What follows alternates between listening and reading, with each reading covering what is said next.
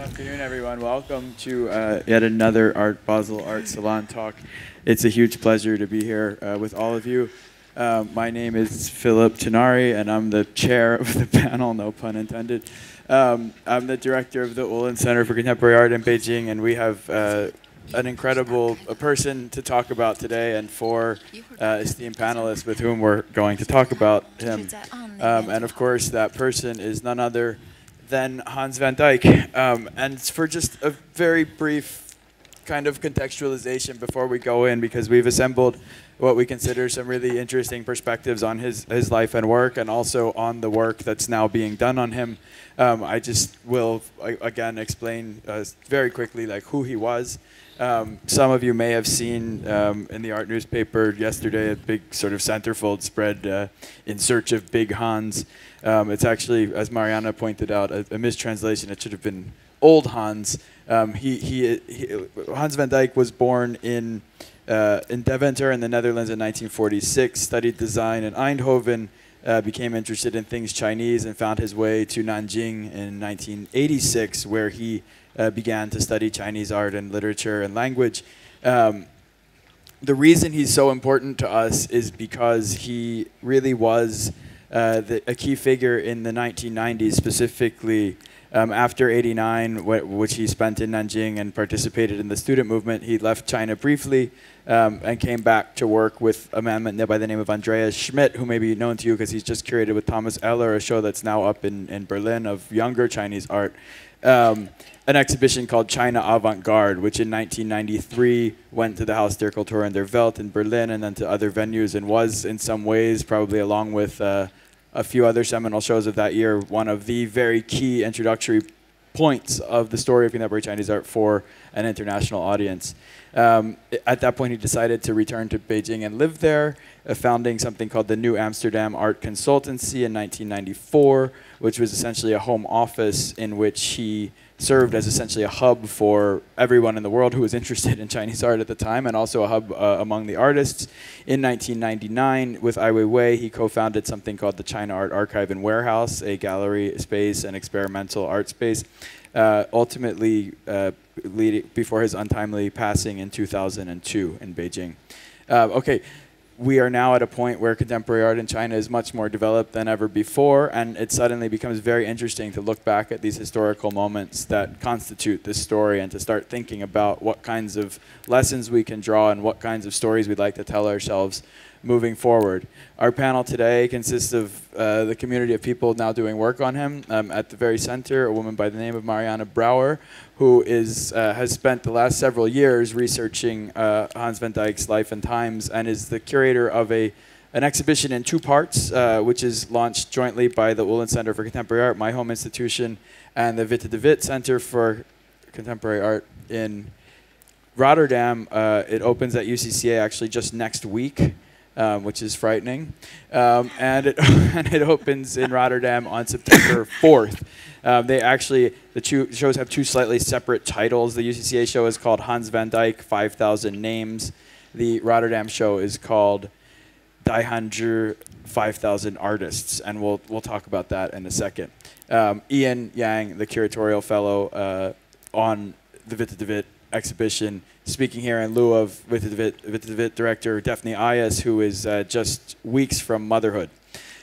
We also have with us Fiona He, researcher in Beijing at the Asia Art Archive, and this is the other key piece of the project right now has been the digitization of that archive, pioneered and supported by AAA these past years, and Fiona has been the main protagonist on that front, and she'll share some of her insights from there. And then last but most definitely not least, actually, the other person besides Marianne on the panel who knew Hans personally, Zhang, of course, director, founder, key person from Vitamin Creative Space, the gallery and art platform in Guangzhou and Beijing and everywhere else, who actually got her start in the Chinese art world.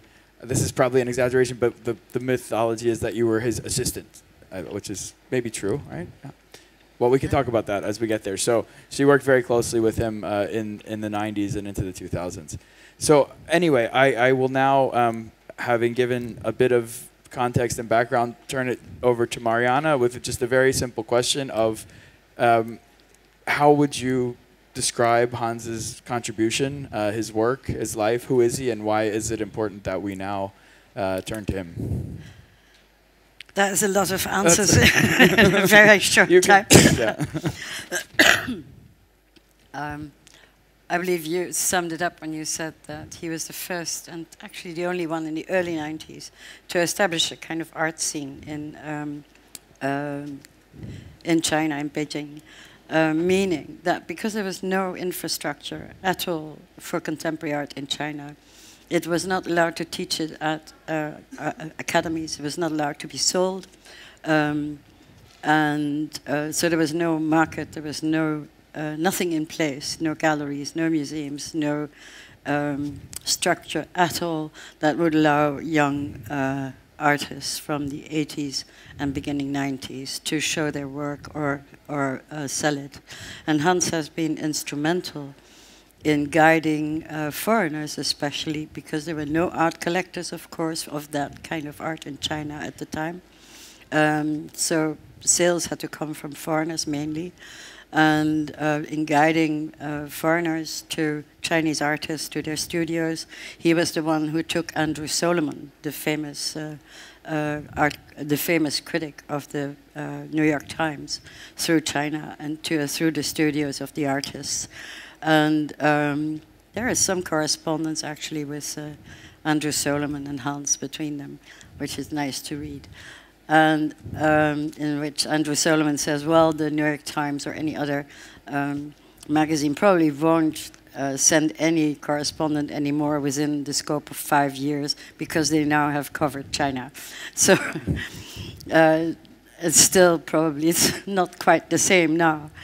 And he did shows, and that was in the beginning, after '93, contemporary art was just coming back, is making a comeback. 1991, the Garage show, the Elephant First show, 2 shows in Beijing that were important. And so contemporary art started to take off again after 2 years of silence. And Hans was at the right moment, he was there at the right moment to and artists were his friends from the beginning, actually dating from his time in Nanjing, when he met with and also translated texts by Gang Zhanyi, the Pont Society, Zhang Beili, also Li Xianghua Li Xiaoshan, sorry, Li Xiaoshan on ink painting. Which was quite a revolutionary text at the time because it was discussing the end of ink painting as it was known then in China, saying ink painting is totally dead and has no future, traditional ink painting, and what should we do instead? So that was a huge discussion at the time. And his first, when he founded NAAC, New Amsterdam Art Consultancy, the name was tongue-in-cheek because Hans said that the Dutch had discovered New York, and that was at the time called New Amsterdam. So he was not discovering the West or founding New York, but he was founding contemporary art in China, so in Beijing. So that was a sort of pun. And the New Amsterdam Art Consultancy basically had no place to be because Hans was at the time kind of city nomad, going from one place to the next because he refused to live in the Friendship Hotel, which was at the time the only compound where foreigners, one of the compounds where foreigners had to live, and they couldn't live in Beijing, normal life like everybody else. So he was trying to find an apartment, a normal apartment, leading the same life as his artist friends, which was really very, very poor at the time, with tiny studios. And Johan told me he had to move his bed out of his bedroom in order to paint there, these large paintings at the time, in '89. And the same for Ding Yi, who... So Hans shared that life, like he had shared the life of his artist friends actually in Holland, because Hans was originally an artist. And maybe that gave him the feeling for what was the excitement, the most exciting art at the time, for sure. And also a sort of terrific eye for choosing people. So the first thing he did with NAAC was a show called Moonflight by Zhao Bandi. And that was at the exact moment when Zhao Bandi had stopped painting and started making 3D sculpture installations, those kind of things. And Hans supported artists that were not supported by the market at the time, for sure. Conceptual art. People like Yen Lei or Zhao Bandi, or not artists you could easily sell.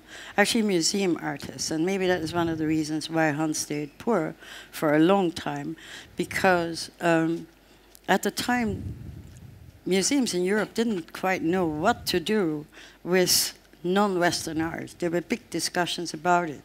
But so most of the people who bought these things were private collectors, like Ullens, who he advised, like other people who he advised. Among them, Frank Uiterhage, who became his best friend, or a very, very good friend, and who would later on be supporting him financially in order to create the gallery that made his fame basically after 1999, called CAW, China Art and Archive Warehouse. Hans had been collecting the archive. I would like to explain about that. Hans had been collecting data on all the artists he met from from when he actually arrived in Nanjing and saw what was happening in the contemporary art scene. And so he would collect photographs and anything he could get hold of, texts, data on the artists, because he was a kind of born archivist. I wouldn't have been able to do what he did, and probably not a lot of other people either, but that archive grew, and it grew bigger, for sure, with the 1993 China Avant-Garde exhibition in Berlin. And it comprised artists' letters, the letters from Zhang Peiligo as early as 1987.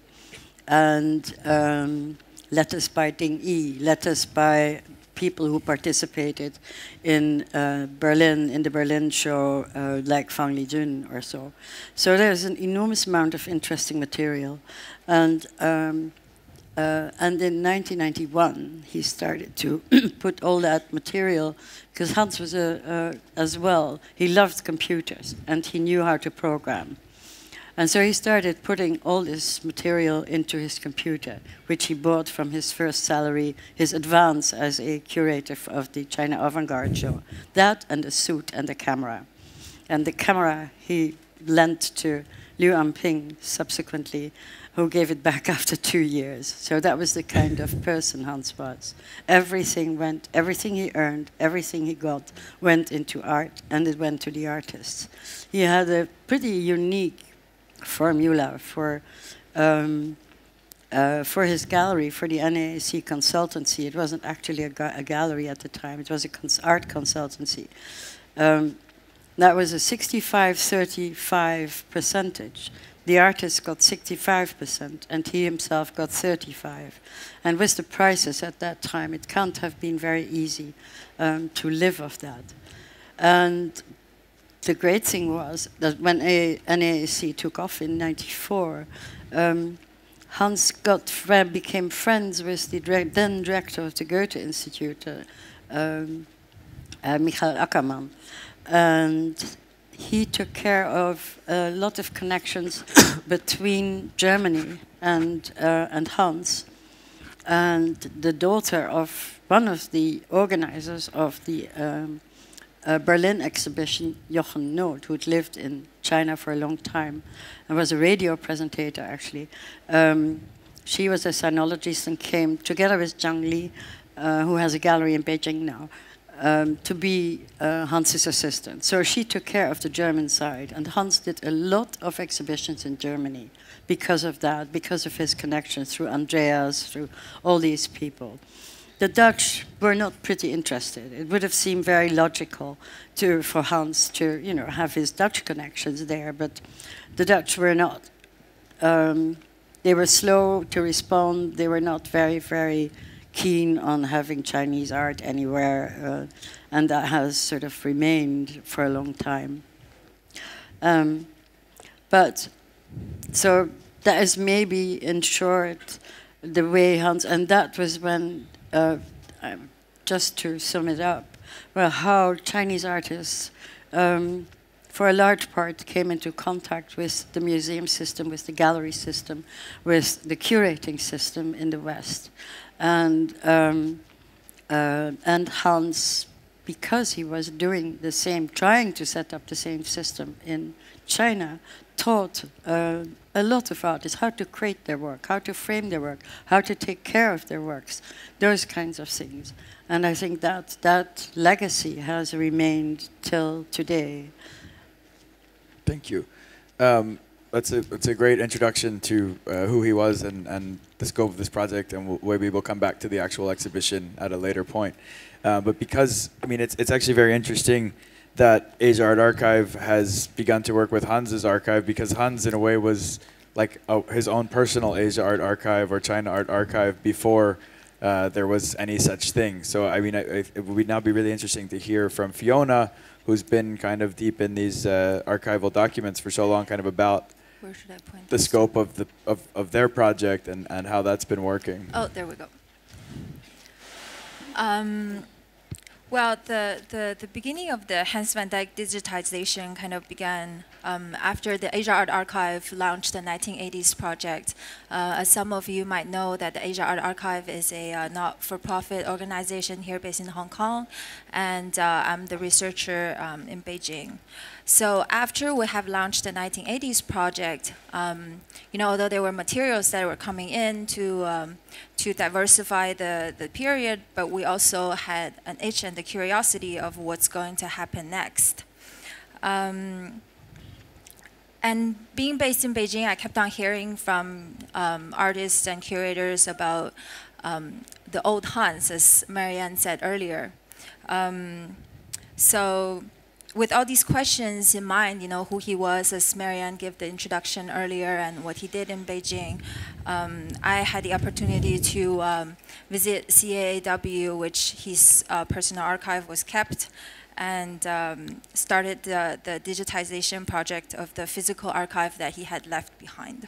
So this image is actually a picture of him working in the office.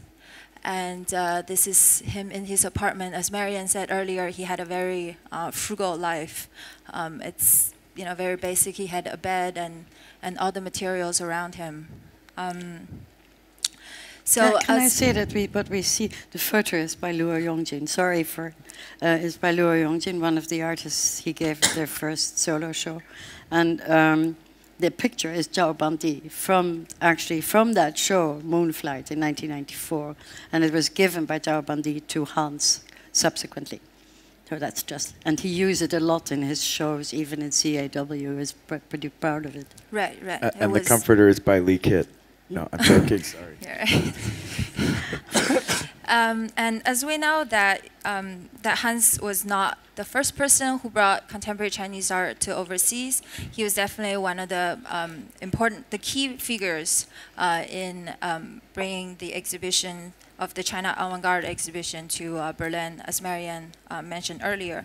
It's interesting to us because in 1993 there were 3 major exhibitions overseas on contemporary Chinese art. One being in Hong Kong of the Post-89 exhibition at the Han Art Gallery, and the Venice Biennial, which was the first time that Chinese artists were able to participate in the biennial, and the China Avant-Garde exhibition in Berlin. And this is the China Avant-Garde exhibition, and we have a work by Wu Shanjuan, and that's a symposium they had conducted with the artists and some of the curators. You see Andrea Schmidt from the third person from the left, and Hans next to him. And you have Johan Knott and artists like Ni Haifeng. And this is probably one of the conversations I had in Berlin in someone's apartment, I'm not quite sure. And this is Hans van Dijk with Wu Shanjuan. As Marianne and Phil gave the introduction earlier, that he was based in Nanjing, and his conversation and relationship building with the artists started really in the 1980s, in the late 1980s, and artists in the 80s had already started sending him letters and materials of their practice, and Hans had kept a very good.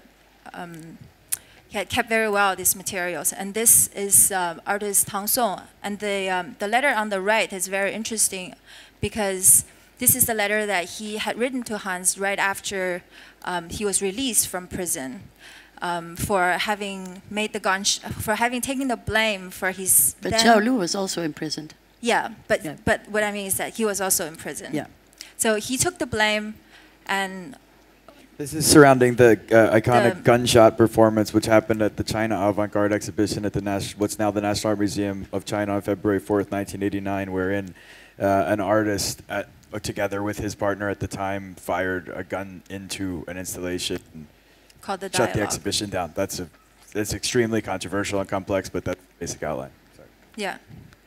And then we have the Manifesto of Pawn Society, as Marianne mentioned earlier, by artists like Zhang Peili and Geng Jianyi, based in Hangzhou. And on the right is a work of Zhang Peili's Hygiene No. 3. And this is a letter we found in the archive, written by Zhang Peili in 1990, right before the China Avant-Garde exhibition in Berlin, where he invited Hans to come visit him in Hangzhou and to show him his work and have these conversations about what he's planning on doing for the exhibition. But what's also endearing for me to find in the archive is that because Hans was a Dutchman and he didn't really speak much Chinese, and it must have been very difficult for him to, keep on these contacts with the artists and archiving all this material. And you see on the left side where there's a vocabulary list he made of, from artists' letters. He had to write them down in Chinese and then write the pinyin and then translate it into Dutch. And he's handwriting back to Zhang Peili on the right-hand side. And of course, artists also send him very personal pictures. And this is a picture by Luo Yongjin of the artists Zhang Peili and Geng Jianyi and their kids. So the relationship was long established well in the 1980s. And what was also really interesting, I was filled in yesterday that Hans van Dijk had an artistic practice back in the Netherlands, and in the 1970s in the Netherlands there were lots of artist initiatives, as you said yesterday. So what from my understanding of the material is that he really saw his own agency and the urgency to provide these opportunities and platforms of artistic expression for artists that he had came to know in China through exhibition making. And his founding of the New Amsterdam Art Consultancy in 1994 and the later reincarnation of the China Art Archive and Warehouse made liaisoning these exhibitions overseas and organizing local exhibitions possible. So, whether NAAC or the CIFA Art Gallery that was called back then, or the later CAAW, all these, institutions, or now we would like to call them alternative spaces or hybrid models, were really the portals for Hans to channel the contemporary Chinese art to the world and vice versa. And that was CIFA Gallery, which is a tiny little space next to the Central Academy of Fine Art. And I think this is an exhibition, one of the first exhibitions they did of a solo show by the artist Zhou Tiehai called Too Materialistic and Too Spiritual. And this is an exhibition of Wang Xingwei, very earlier on, called The Dust to the Romantic History of Male Heroism. And in the back, you see the painting of Wang Xingwei, which is kind of an appropriation of Mao going to Anyuan. And what was also really interesting in the archive that we found was artists had sent him their working methods. Without these ways, it's very difficult to understand how artists worked at the time. So you have, Wang Xingwei posing in thinking of classical paintings. And this is another example of... as I said earlier, he channeled Chinese art to the West, while he was also bringing modern art to China. And one of the most well-known exhibitions was Mandarin in China, and he really had I think he had an interest in conceptual art, as you said earlier, and the idea of and abstract art, and minimalism. So this exhibition of Mandarin in China showed archival material of Pete Mondrian. At the same time, it also showed sort of this Chinese artist interpretation of abstract and conceptual art, which consisted of works by Ding Yi and Yiling and I think Liu Ye is in it. And there's an exhibition view. And Mighty Zhang. Yeah. And CAAW relocated after the Sifa Gallery to Longzhaoshu, which is quite far out from the city. That's, I think, outside of the third, fourth ring, southeast of the city. And on the... Southwest, I think. Was it southwest? South Central. South Central. There we go. And on the right, the CAW location at Longzhaoshu started an exhibition with the artist Zheng Guogu, which you see on the right-hand side. And this is the current location in Caochangdi, as some of you might know, which is now the hub of contemporary Chinese art in Beijing. So Hanzhi's contribution to our understanding of contemporary art in China from the late 80s to the early 2000s is first and foremost his tireless effort to archive, which also speaks to us as archivists at the Asia Art Archive. And we saw the urgency of preserving this body of materials. I think without this body of materials, the understanding of art production, the art ecology, and infrastructure on dissemination of artworks would be very difficult on this pre-digital age. So this is the materials we came to when we went to CAAW. And during the last years of digitization, we had scanned over 22,000 images. And these images span from 480 artist files, some more comprehensive than others on the artist practices, over 50 titles of periodicals and magazines in Chinese, English, German, and Dutch, including the Meishu, Jiangsu Huakan, Art in America, and Art Asia Pacific, and correspondence that he kept about exhibitions he organized in China and elsewhere in the world.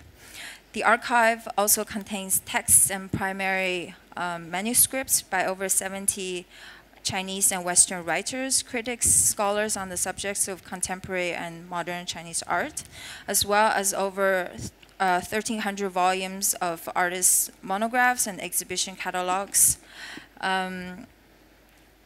Moreover, we have also conducted interviews with people whom had worked with Hans during that period. And on the right-hand side, you see that's Zhang Li, who now has a gallery in Beijing, is also a curator. And on the left-hand side is Sun Hongbin, who came to work with Hans rather later on in the CAAW. And there's Zhang Wei, we see on the right-hand side. So the digitization project at Asia Art Archive are not trying to draw conclusions on any body of materials, any given time frame or phenomenon, but rather we would like to open up the conversation and diversify the narratives and inputs. For us, this is not the end or a defining moment for a project, but barely its beginning. We hope to see people coming in and filling in the gaps on the missing parts. And I hope with the exhibition at UCCA and with the Witte, there will be people coming to us with knowledge of this time frame for a better understanding of this historical period. Thank you, Fiona. Can I just ask a very quick logistical follow-up question? So this digital archive is apparently will be made available to researchers and to interested parties at some point in the rather near future. Yes, we're going to launch the project online in October this year. That's great. It's interesting, this distinction between artistic practice and the archiving thereof, and that kind of brings us to this this idea of the 5,000 artists or the 5,000 names, which is Hans's kind of it's kind of like a meta project that's like stands in for everything he was trying to do, and this was of course the lexicon, which catalogs the work and the names and biographical data and kind of cross-referencing and bibliography on something like 5,000 artists born between 1880 and 1890 or 1980. That's a nice way into Ian's part of the project, or the Witte part of the project. As I mentioned before, the exhibition is co-commissioned by the two institutions, and it essentially unfolds in two parts. Maybe we'll come back to the UCCA show at some later point, but they're actually very different shows because they're geared towards very different contexts. So you could perhaps illuminate some of that for us. Yeah, thank you, Phil. Thanks for mentioning that. Actually, we saw some coverage, press coverage saying it's one show traveling from Beijing to Witte, which is not true. It's two exhibitions, or rather one exhibition in two very different... Yeah, sorry. Yeah. Yeah. Can you hear me? Okay. Or rather, one exhibition in two distinct parts. So speaking from Witte is very delighted to take the lead together with UCCA, with UCCA, to set out this prismatic platform. Now we call it includes these two exhibitions. One book publication will be co-published by Witte publishers and UCCA, and one conference focusing on the hybrid models in China and beyond. And then the conference or symposium will be hosted in Witte later this year in November. And the exhibition will open in Witte in early September. It's on the 4th of September this year, running until January 4th of January next year. And yeah, except this book conference, and of course we have a program of a series of educational and public events. And more important is now we are also exploring to the startup of a very humble foundation in the Netherlands dedicated to Hans van Dijk and researching into contemporary art in China. And yeah, speaking from Daphne, our director, because she lived in China for 7 years and she has her personal interest in the legacy of Hans van Dijk, and she told me that when she was in China, like everyone speaks very fondly of Hans. And she actually dedicated a book to Hans van Dijk back in 2010, based on the collaboration between Asia Art Hub, the Art Hub Asia, sorry, yes, and Van Nabbe Museum in Eindhoven, the Netherlands. And so she started directing Witte from 2012, and she realized that in the 24 years history of Witte, we only worked with one Chinese artist, which was the late Chen Zhen, back in 1994, invited by Daniel Buren. And so she started to change this from 2012, with the Chinese artist and thinker Qiu Zhijie's exhibition Blueprints, and also in another Witte show was named Surplus Authors, and we also tried to explore the promises and premises with Chinese artists, and we had at that time like made in company Song Dong and Ying Xiuzhen and Wu Shanzhuan in that show in 2012. So and all of this like backdrop then went until Marianne approached Daphne in Witte, then we immediately said yes, yes. So we're also very grateful that Marianne started to like embark on this huge project. And for the exhibition in Witte, sorry. As I mentioned and emphasized that it's different with the show opening next week in Ullens. So we are commissioning 5 artists who have been known to work with Hans very closely, including Dijk, Wang Xingwei, Zhang Peili, Zheng Guogu, and Liu Ding. Besides, we also display loans and as well as archival materials from across Europe, not from China. So mainly from Belgium, the Netherlands, and Germany. And also something distinct is that we will also exhibit the works done by Hans on or related to refer to Ming furniture, because he was trained as an artist in design at the very beginning. And so if we say the purpose or the aim of doing this show, to run this whole project, I think it's not only about the story around Hans, but we are also unveiling this. So there's a historical meaning. We are also unveil this unnarrated history back in early 1990s or late 1980s, and also the whole artist movement and development in China, in contemporary art in China. And so one more thing I want to mention is, Phil just mentioned the lexicon. So it was unfinished lifetime work of Hans. He meticulously compiled, and the whole lexicon has included more than 5,000 Chinese artists' profiles, names, and their works. And we will have a very special, amazing way, actually, connected very well with our space in Witte to show this lexicon. So, yeah, I want to promote a bit. If you if you happen to be in Holland at the time. Yeah, if you happen to be in Holland at the time and or around, please come to Rotterdam. On 4th September. 4th September, running until January. Yeah. And can I say something about the lexicon maybe after Zhang Wei has been talking that sounds like a good idea. Yeah. No. So we've heard a variety of kind of research-driven and archival perspectives. I mean, I'm so curious to hear from Zhang Wei.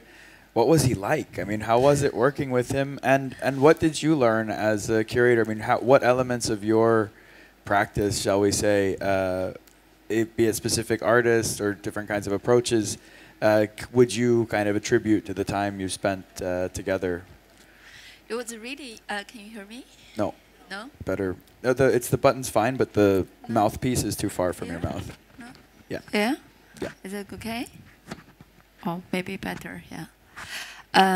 It's really nice and to look at all these images, and it was really like a time comes back to 18 years ago when I was still a student, and I moved to Beijing and for my internship, and before I graduated, I didn't know what to do, and just by chance I'm from the same city as Zhang Li, and so they opened this Sifa gallery, and so they need somebody who can take care of the space and clean the floor and go to the post. And so they asked me and whether I would like to do that job. I said, okay, I will do that.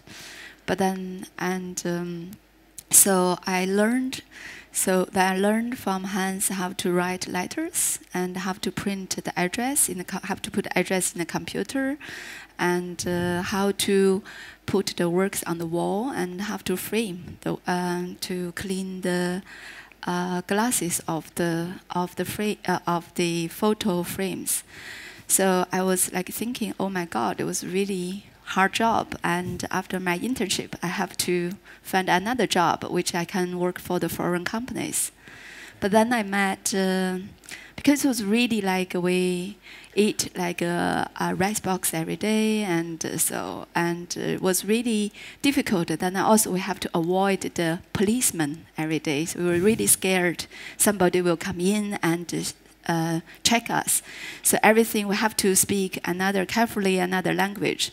So I thought it was a little bit too much for me as a people, and it was like underground. But then we did a show with Zhou Tihai and Wang Xinwei, and I talked with them, and I found it was super interesting for me to open up my mind and with this kind of people and their thinking. So then, before I finished my internship, and Hans asked me whether, because that time Zhang Li wanted to leave, and so Hans asked me whether I would like to work in his office. But also I have to see the story of Sifa. So he used all the money he sell the works, and that time it was 40,000 RMB or 45,000 RMB. So he ran the gallery for 6 months, and then he didn't sell anything. Then afterwards, and he had to close and move back to his office again, which in the room and where Fiona showed with his bed. So then he asked me whether I would like to work with him. I said, okay, fine. And somehow I get more interested. And so then that time I was the only person who helped him on the running project and all this. So it was really tough. We had nothing to eat. So we eat like frozen dumplings every day. And then if we get a better life, we get rice boxes. And so by the end of the month, we have to really look at pocket and everywhere to find money to pay the rent, basically. And so sometimes I have to talk with the landlord to postpone a little bit. And but actually, what's amazing thing is what I learned. He was very relaxed every time when we short of the money. But I was also doing bookkeeping and project managing and everything, basically. So I told him, I said we didn't have money. He said, okay, it will come. So basically, I don't know, how it works, but apparently after 10.5 weeks, like something will sort it out. So we were like, for 3 years, I was working with him. We were really struggling on the edge of maintaining this space. But basically, I think it was really magical for me is because of his passion and himself become institution. So there's something always magical happens. You think it's end, but after a few days, it comes like something will change, will solved. So, and he was like really for me, himself is institution, researcher, gallerist, and basically everything, and himself institution. So I think after so many years of practice with the space, I probably gradually understand. I think himself, because of this passion, because of love, and with art, also the spiritual level, and which connected with art, I think somehow he found another way or he opens up possibilities of shaping a life trees in a way. Or that really, I think what I learned from him unconsciously and every day based on every day's working method with him. So I think it's also amazingly, I see the possibility of how ourselves or each individual can be a space and of all can be institution. And rather than we separated by all the outside structure. And then after, but then there was a story, and then I left him because I want to learn more. And then basically I went to Germany. So I came back from Germany. I was thinking whether I choose to work for media or for him. And the moment I want to work with him, and he passed away. And then I was like, just that day I was in his funeral, I think he smiled to me. And I remember he told me, he said, Zhang, we remember you're really good at this, and so you have to continue. So somehow I decided to open the Vitamin Creative Space, and on the day in his funeral. So I was thinking, I don't know whether he agreed with my practice today, but I try to really continue his practice, and so to keep the spirit of his what I learned out from him, so to maybe to try out and to continue. I think that's what really like the space, what we work today. I mean, people say it's gallery or institution or research or whatever, and it doesn't matter, because I think that's fundamentally, this is kind of spirit, maybe what I learned from him, and which also shape or influence and the Vitamin Creative Space. So. Thank you. That was such a nice meditation. We're not going to have time for open questions, and I don't want to do the thing where like only one person gets to ask, and we actually do stick to very Swiss timing for these conversations, and we have now exactly 2 minutes until we end. So I'm going to pose one small question to the panel, which is a question that I've thought a lot about, and for me, in a way, was kind of the starting point for wanting to do a project on this topic together with everyone. And that is, how would the Chinese art world be different had he lived for even just, let's say, another 10 years?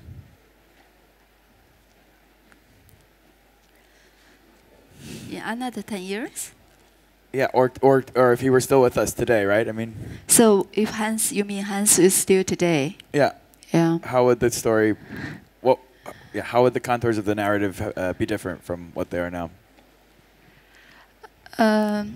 I really don't know. I mean, like maybe he will become like a researcher, and the AA will support him, and so we will like we will get really, because that's actually interesting. I have constantly talking, because actually, you know, I don't know how many people knows Vitamin Creative Space. Basically, we are very known as a gallery actually.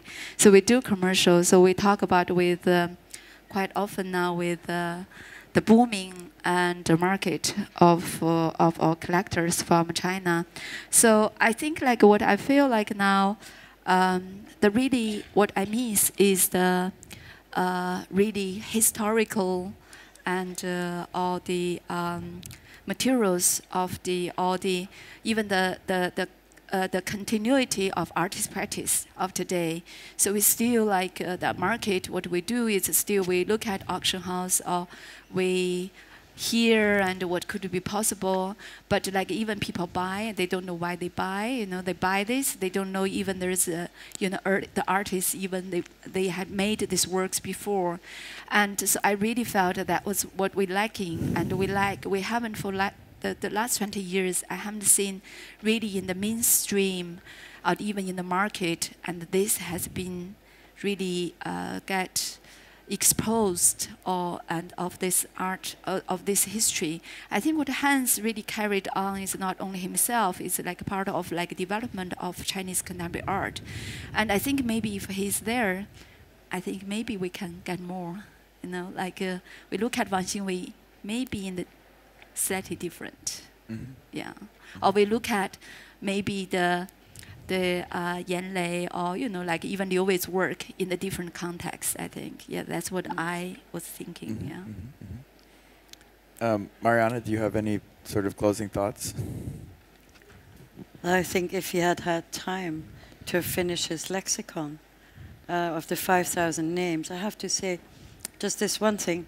The lexicon, to my immense surprise when I found it on a CD-ROM, was a project not just for a computer program, but also for a book, and it comprises the names of 5,000 artists, Chinese artists, born between 1880 and 1980. So it's basically 100 years of Chinese art history. And I very, very much, I can't wait until all these specialists get together and sort of analyze who he chose, and then maybe we know why. I really do think if that book could have been finished, if he'd had the time, he had designed it already. That would have probably had an enormous influence on the Chinese art scene. and on the way we could have been thinking about Chinese art and its long history of modernity. Well, I mean, in the end, all we have is time, and we don't have any more of it. So I'd just like to thank the panel, to thank everyone who's been part of this extended project of thinking and talking and curating and researching and archiving around this foundational figure, and everyone who took an hour from their busy fair schedule to come and hear a bit about it. So thank you so much, and have a great weekend, everyone. Thank you, Phil.